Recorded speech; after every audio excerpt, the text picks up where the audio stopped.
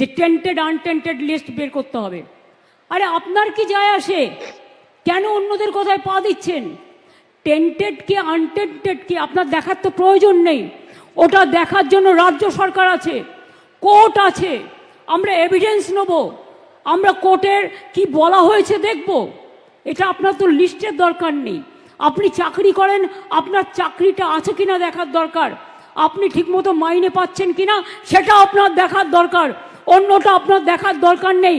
ওটা আমাদের ওপরে ছেড়ে দিন। যদি একেবারে একজন ব্যক্তির, চাকরি করা ব্যক্তির দৃষ্টিভঙ্গি থেকে দেখতে হয় তাহলে কথাটা ভুল নয়,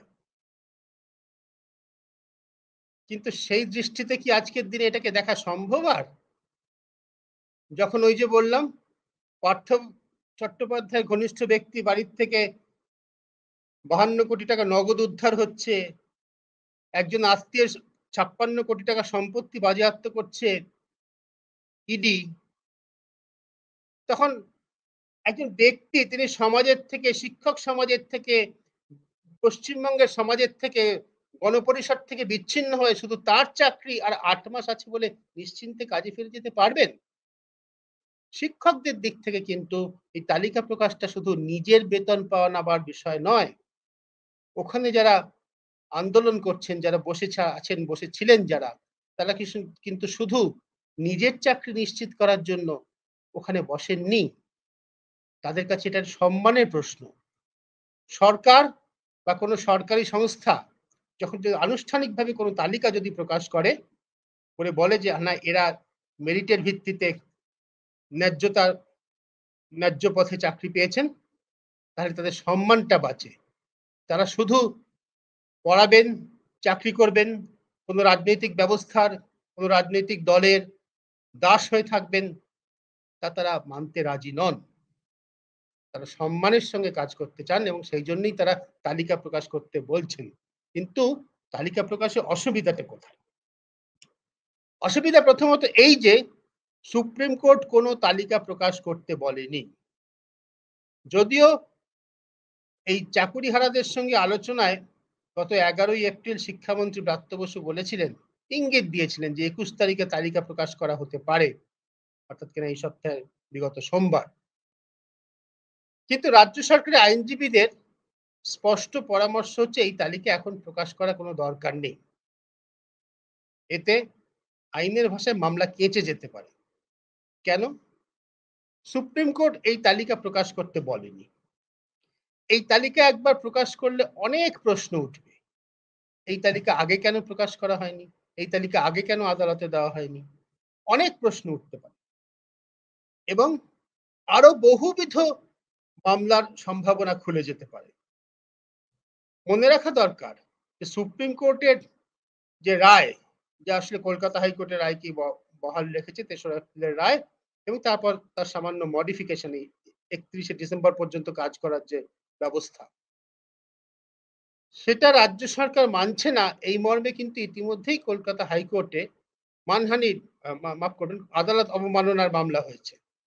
ওই বিচারপতি দেবাংশু বসাকের নেতৃত্বাধীন ডিভিশন বেঞ্চে তার শুনানি গতকালই হয়েছে এবং সেখানে মূল পয়েন্ট যেটা সরকারের বিরুদ্ধে মানহানির যে মূল পয়েন্ট, মাফ করবেন মানহানি আমি ভুল বললাম আবারও, সুপ্রিম কোর্টের অবমাননার, আদালত অবমাননার যে পয়েন্ট, সেই পয়েন্টটা কি? পয়েন্টটা হচ্ছে যে সুপ্রিম কোর্টের নির্দেশ হাইকোর্টের নির্দেশই বহাল রেখেছে। এটা কি? তার মধ্যে একটা বড় অংশ হচ্ছে যারা জাল জচ্চুরি করে চাকরি পেয়েছেন, যারা একেবারে চিহ্নিত টেইন্টেড, তাদের টাকা ফেরত দিতে হবে। এই টাকা ফেরত দেওয়ার কি ব্যবস্থা?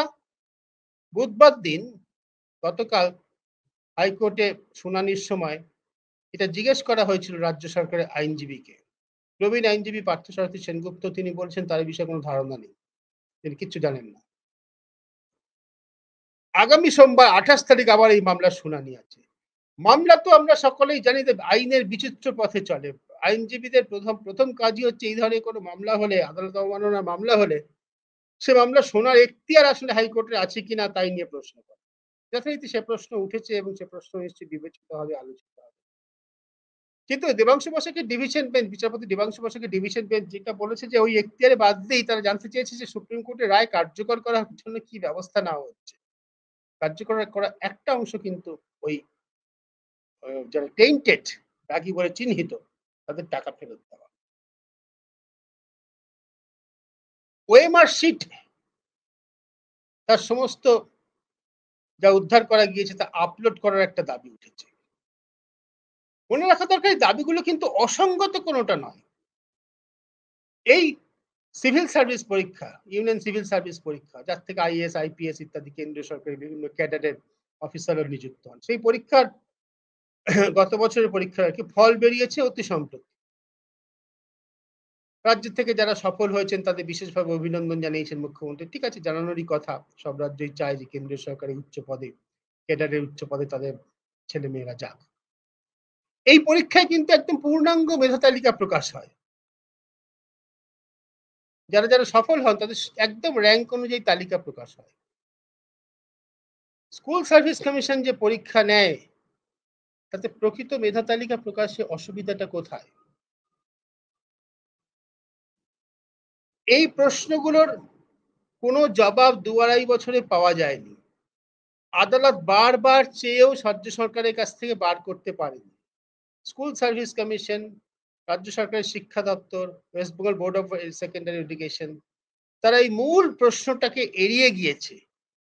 এড়িয়ে গিয়ে দুর্নীতিগ্রস্তদের আড়াল করার চেষ্টা করেছে ধারাবাহিকভাবে। যার ফল আজকের এই অবিশ্বাস্য একটা বিশৃঙ্খল অবস্থা তৈরি হওয়া, যার সর্বপ্রধান বলি হচ্ছে রাজ্যের শিক্ষার্থীরা। চাকরিহারারা অবশ্যই প্রত্যক্ষভাবে সামনে রয়েছেন, সমাজের একটা বড় অংশ, একটা একটা একটা সমাজ গড়ার একটা বড় ভূমিকা তাদের থাকে শিক্ষক শিক্ষিকাদের। তাদের চাকরি হারানো, যোগ্য যারা জাল জোচ্চুরি না করে যোগ্যতার ভিত্তিতে চাকরি করেছেন, পরিশ্রম মেধার ভিত্তিতে খাটাখাটনি করে চাকরি পেয়েছেন, এত বছর পড়িয়েছেন, তাদের চাকরি যাওয়া নিতান্ত দুর্ভাগ্যের বিষয়, কখনোই উচিত নয়। কিন্তু তাদের চাকরি তাদের দোষে যায়নি। জাল জোচ্চুরি করে চাকরি পাওয়া অযোগ্যদের বাঁচানোর জন্য যে ধারাবাহিক চেষ্টা হয়েছে আদালতে, তার জন্যই তাদের চাকরি গিয়েছে। এই ধারাবাহিকভাবে অযোগ্যদের বাঁচানোর চেষ্টার একটা বড় অংশ ছিল যে সেকেন্ডারি এভিডেন্স, অর্থাৎ কিনা গাজিয়াবাদ থেকে উদ্ধার হওয়া হার্ড ডিস্ক থেকে যে ওএমআর শিটের তথ্য পাওয়া গেছে তা গ্রাহ্য প্রমাণ নয় এভিডেন্স অ্যাক্ট অনুসারে। এভিডেন্স অ্যাক্ট অনুসারে যে স্কুল সার্ভিস কমিশন নিজেরা সেই ওএমআর শিট সংরক্ষণ করত, তাদের কাছে থাকতো, তাহলে সেটা গ্রাহ্য প্রমাণ। এই যুক্তিতে তখন অযোগ্যদের বাঁচানোর চেষ্টা করা হয়েছে, এটা গ্রাহ্য নয়। এখন ওই ওএমআর শিটের তালিকা যদি সরকার তুলে দেয় বা সরকারি সংস্থা স্কুল সার্ভিস কমিশন তুলে দেয়, প্রকাশ করে দেয়, তাহলে সরকারের মুখটা কোথায় থাকে? আদালতে। অতএব আন্দোলনকারীরা যাই বলুন না কেন, ওই ওএমআর শিটের পূর্ণাঙ্গ তালিকা কোনোদিন স্কুল সার্ভিস কমিশন প্রকাশ করবে এরকম মনে করার কোনো কারণ নেই। যদিও স্কুল সার্ভিস কমিশনের চেয়ারম্যান ওই শিক্ষকদের সঙ্গে আলোচনা একটা সময় এরকম একটা ইঙ্গিত বলে ফেলেছিলেন, বলা ভালো, যে সেটা করা যাবে। সেটা অনেকটাই ওই 11ই এপ্রিল শিক্ষামন্ত্রীর কথার মতো যে 21শে এপ্রিল তালিকা প্রকাশ করা যাবে।